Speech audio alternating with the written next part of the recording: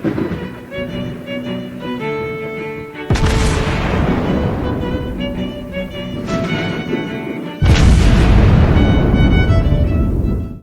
everyone, and welcome back to World of Warships Blitz with Terry. Today we will be looking at a ship that has been requested for quite a bit. I am sorry that I didn't get around to it earlier, but you know, there's so many ships and there's only this much time to do them. And it's the Amalfi, the Tier 8 Italian heavy cruiser. But it's not any old Amalfi, it's the black one, which, well, it's black. So let's have a look what the difference between the black Amalfi and the Amalfi is. But before we do that, let's have a quick word about where this came from. This is not to my great surprise, not a completely imaginary ship. It actually didn't exist, obviously, because the last heavy cruisers that the Italians were building were the Zara class. And we have Zara herself, and we've got the Gorizia, I think, as well. The Amalfi is based, though, on a design from Ansaldo from, I think, 1940 that looks curiously similar to what we have here in game. So they've done a pretty good job of digging up something that would have been very much possible, and the Italians actually had designs for in case they got around to actually building these things. But yeah, what is the difference between the Amalfi and the black Amalfi? Let's have a very quick look. Now, black ships generally have the main difference of having different skill sets. So in the Amalfi, we get the fuel smokes, we get the precise aim, and we get the defensive AA. In the black Amalfi, we get the same fuel smokes, but instead of the precise aim, we get a rapid reload, or two rather. And instead of the defensive AA, we get two sonars. Now, if you're aware of what semi-armor piercing guns can do to destroyers, then the combination of rapid reload and sonar should give you a bit of an idea what these things are capable of. But that's not to say that they're not capable of doing anything to anyone else. Now, she does get a marginal amount of more hit points, which is really not of any consequence. And she gets a ever so slightly better concealment. Other than that, it's exactly the same ship. So if you imagine yourself, sailing this, but with a precise aim and a defensive AA, then different story. Now, the defensive AA isn't going to do an awful lot, because while this is Tier 8, we've seen what a good Tier 8 or an exceptional Tier 8 AA is in Monday's video, and this isn't it. So you're not an AA cruiser by any stretch of imagination. She does, though, have two quad sets of torpedoes, as is usual with the Italians, with a very long range of almost 10 kilometers. But it's really about the guns. Now, the guns, obviously, only shooting semi-armor piercing and AP, which means against battleships, you can't set any fires. And it's 203 millimeters, so you're not going to have an awful lot of fun necessarily doing full penetrations with the semi-armor piercing at weak points at longer range, because you're also not really going to have the precision, at least not in this thing. But the difference in damage here is more pronounced between SAP and AP than on the battleship line. So we actually are having what is that, 165 points of damage delta between the AP and the SAP. So definitely worth thinking about what you can and what you can't penetrate. But the AP on the Italian heavy cruisers is generally very, very good. The reload is a bit on the long side with 11 seconds. But other than that, they are also, as usual, very fast, but not extremely maneuverable. So, how have we set this thing up then? First of all, you get the choice between main battery traverse and torpedo tube traverse. I personally, and reload. I personally would go with the main battery traverse, because these are really, the torpedoes are nice, but these are gunboats, primarily, in my opinion. And having that elite bonus allows us to go for the precision module in slot 1. Given that we're not getting the precise aim, the precision module isn't going to compensate for that, because the precise aim is vastly more. Even the precise aim 1 is vastly more effective than this. But at least it doesn't have a cooldown or anything, and it's always there, and we can use it. Other than that, I would recommend the double steering, similar to what I do with my German cruisers, because the rudder is not the most responsive. That gets us to a turn time of 8.6 seconds, which is acceptable. that's kind of where the Seven Provincien is starting out with. The acceleration isn't great, but the top speed is. So once you get going, you're actually really, really quick.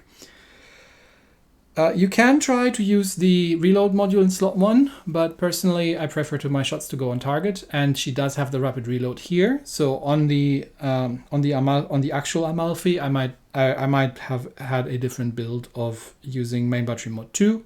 You'd have to try how much that affects the turret survivability, and if you get your turret shot off quite a bit, and that would be the downside of this one. Anyway, what else? We've been at equipment. We've been over there. Commander skills, different skill set than what you would obviously have on the main line, which is always a bit annoying, because if you can't switch your captains easily between the tech tree line and the premium ships, where you can just swap them out for free, you can't use them as captain trainers. But yeah, I would. The battlefield support would work, because you get the AA defense on the regular Amalfi as well. Artillery maintenance and victorious charge are sort of the things here, because we don't get the def AA. Given, I would almost argue, or even on the regular Amalfi, given how much or little the defensive AA is actually doing, it gives you a bit more AA, but it's not an awful lot to start with. Fire supremacy to get an additional rapid reload, which again makes sense. But then, of course, you don't want the marksman skill. And I have taken the Mistweaver skill. I think I still owe you a video about if this is actually impacting the fuel smoke or not. I have to do that research still. I'll do that at some point. But for now, I'll assume it does. So let's roll with that. And yes, you obviously want the Master Reloader skill here as well, which you wouldn't want on the regular Amalfi. So there's a lot of things that don't really work out all that well. You may be able to switch over from the battleships. Who knows? Anyway, camo-wise, it's a black ship, so you might be tempted to get the unique camo. Aside from being really pretty, you get main battery range, torpedo range, traverse speed, and surface detection, all good things. So probably worth if you have 3,500 golds to spare. Otherwise, as we are going to be doing here, we'll be going with the free. Well, I say free, it costs a little bit of silver, but silver is generally not in short supply. So I'll assume that's the free camo. And yeah, slightly different playstyle, I'd say. The regular Amalfi, I haven't really played the ship, but I would probably be playing more on long range, whereas this thing I tend to play a bit more aggressively because of the rapid reload and the burst damage that she can do with that. But yeah, let's have a look at some games. Our first round is a 5v5. We're up against Illustrious, North Carolina, Tirpitz, Miyoko, and Nasashio on the enemy team. We do have no destroyers on our side, so that's a bit unfortunate, but we do have an Illustrious of our own, so hopefully we'll see what they can do. Anyway, let's go. We're playing base capture on Hourglass, so keeping the flanks clean and seeing where the enemy team is going, at least with a carrier, shouldn't be a huge issue. Let's see what we can get ourselves up to. We're spawning in the center. So I'm probably going to head over to the right, to my right. Let's see what spawns over there. Okay, that's a bot New Orleans. So I'm going to escort the Bismarck because there is an Asashio out there, and I mean I'm not going to help him with AA. There's no illusions there, but in case the Asashio shows up over here, our carrier is scouting the other direction. Unfortunately, I mean, well, they have to go one way, I guess, but. Yeah, definitely scouting the other way. So we'll see if they get the Asashio spotted, and at least we know where he is. So for now, we're just going to head over here, and it looks like the Bismarck is actually heading towards the center. So it's up to us to keep the right flank clean. There is a bot New Orleans. There's the other bot New Orleans. Okay, so these two bots over here.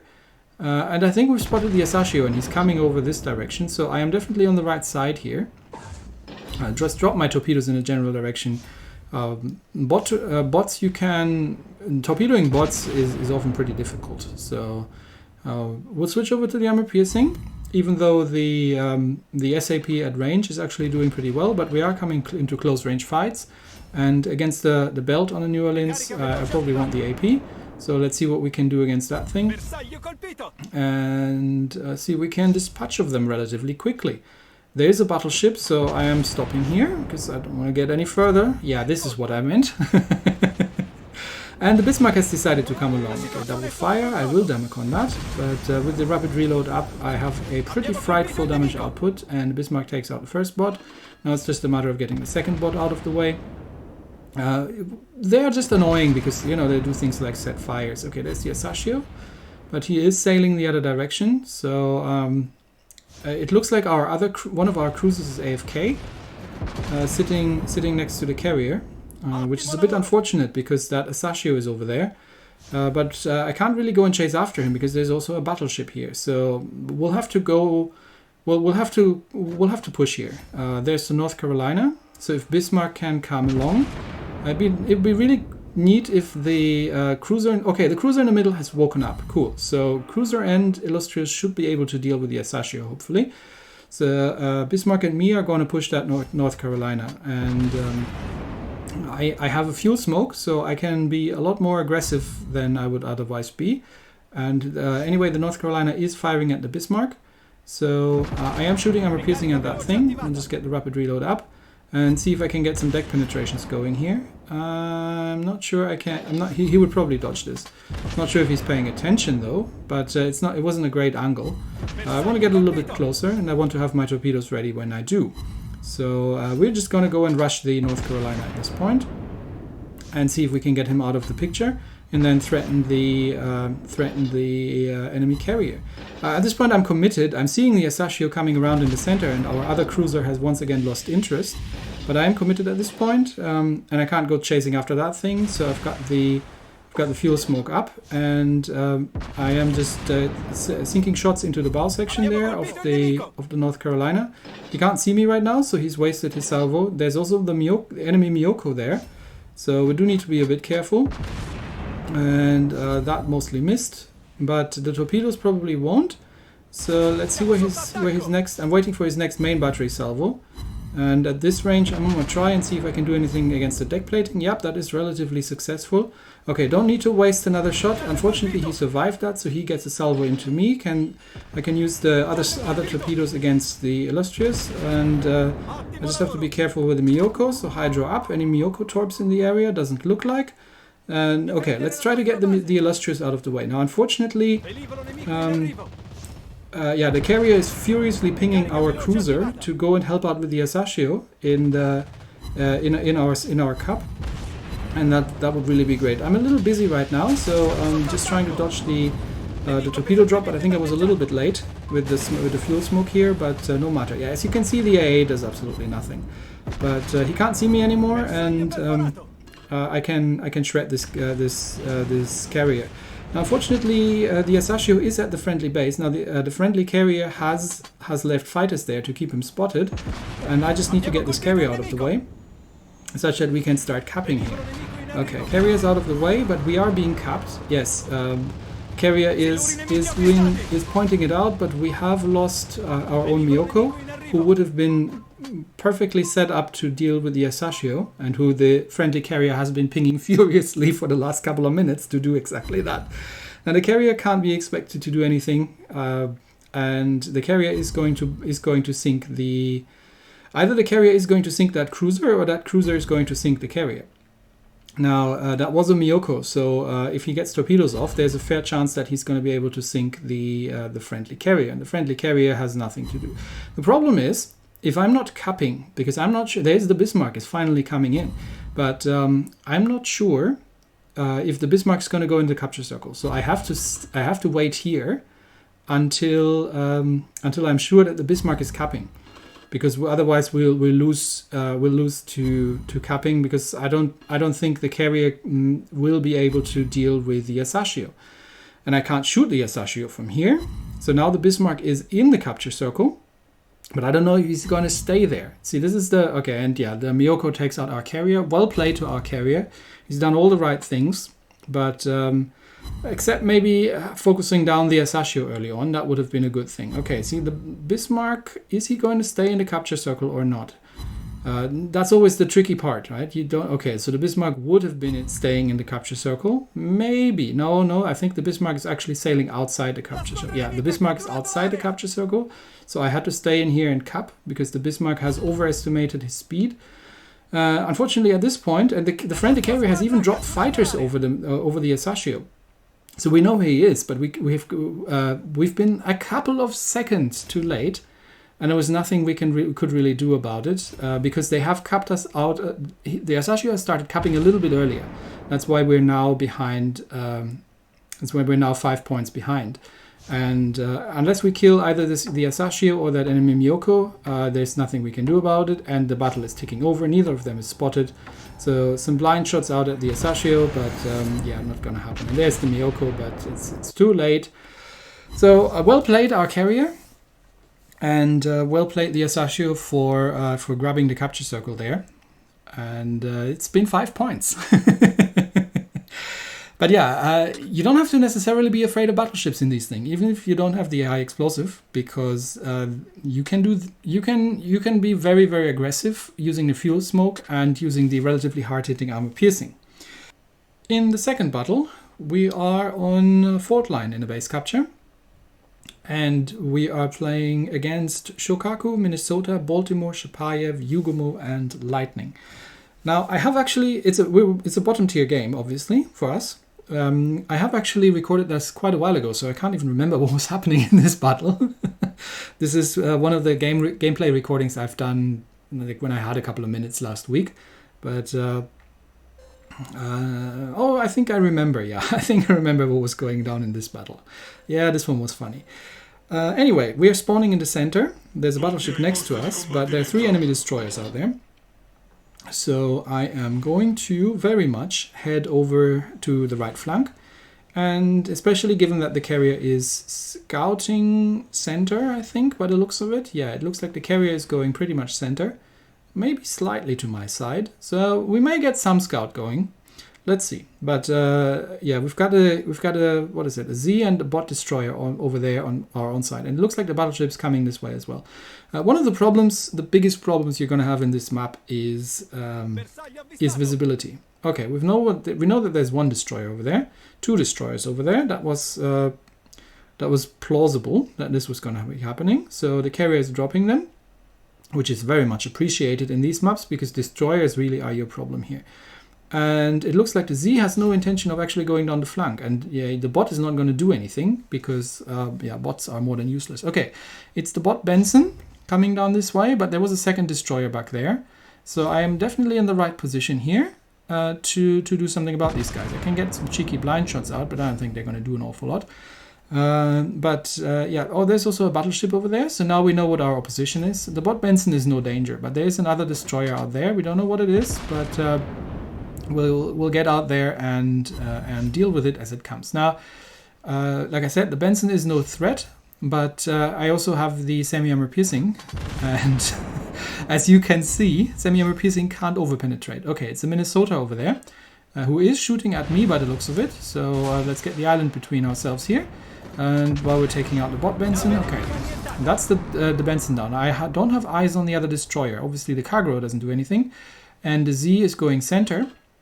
So I don't know where he is. He might be sitting on that corner, which is where destroyers usually would be. I do have the Hydro, and I do have torpedoes, but I do have to be a little bit careful because I'm not in the most maneuverable of things. So I'm asking the carrier if he could maybe scout there. Never mind. There's the Yugomo. There was the Yugomo. Good night, Mr. Yugomo. Hydro up in case he dropped torpedoes, but yeah, you don't do that in front of an Italian cruiser with semi-armor piercing. You really don't. Okay, over to the armor piercing, and now we're going to rush ourselves a Minnesota. Now, Minnesota is not an undangerous battleship, especially if you're in a cruiser, but I have torpedoes. The Minnesota probably forgot that I'm here because I'm unspotted, and I have a fuel smoke ready. So, hello, and he's looking the other way. Okay, so we can get to farming the Minnesota. Let's drop the first set of torpedoes.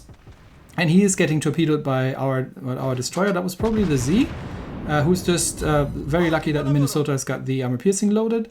At this range, I am probably going to start using the SAP and seeing if I can hit him into its weak spots.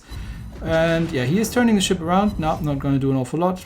Back to the armor piercing and fuel smoke up, so he doesn't know exactly where I'm going. And then we will drop another set of torpedoes onto him once we know where he's turning. I think he's doing a full turn, so that's a good drop. And then once again donking into his stern section there. Only semi-pens, but it's better than nothing. And that's another set of torpedoes. And now we're going to turn the ship around. Forward guns into the bow section. We take one large hit from the Minnesota, but now we're going to got him outflanked.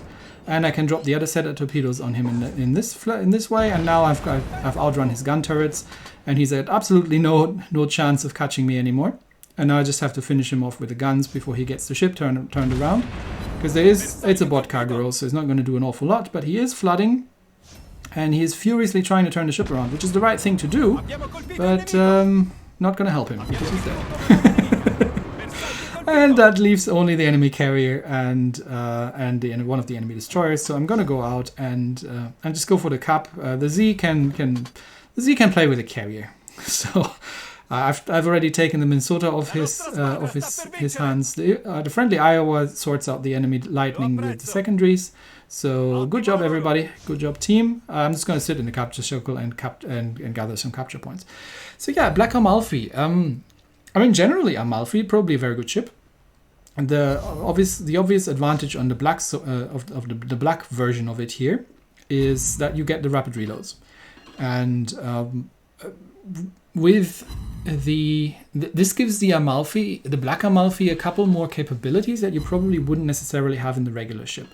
Because suddenly, if you're faced with a destroyer and you have a hydro and a rapid reload, and you have semi-armor piercing, which cannot overpenetrate and does 1,000 points of damage per shot, and you can effectively do almost 9,000 points of damage to alpha damage to a destroyer, which means you can pretty much two-shot destroyers. And the rapid reload gets the reload down to, I don't know what it is, like 6-7 seconds or something. So destroyer is going to have to be really careful facing one of these things. Plus you also got the sonar to spot torpedoes or to negate. Plus you've got torpedoes of your own to negate smoke screens, and you've got torpedoes of your own. So it's a very good ship. And I will play obviously the regular Amalfi myself, but given that we've already reviewed this thing now, we don't need to do that separately. The difference there being obviously that you have you're more for long range gunnery and these sort of things. But this is the brawler version of it, and I'd have to say it's a great fun ship. So if you see one in the shipyard or something like that, and you happen to have the resources around, this is a good ship. I like this thing. Having a lot of fun of it. Anyway, now that we finally got to the Black Amalfi, that's it for today. Thanks everyone, and I'll see you next time. Bye bye.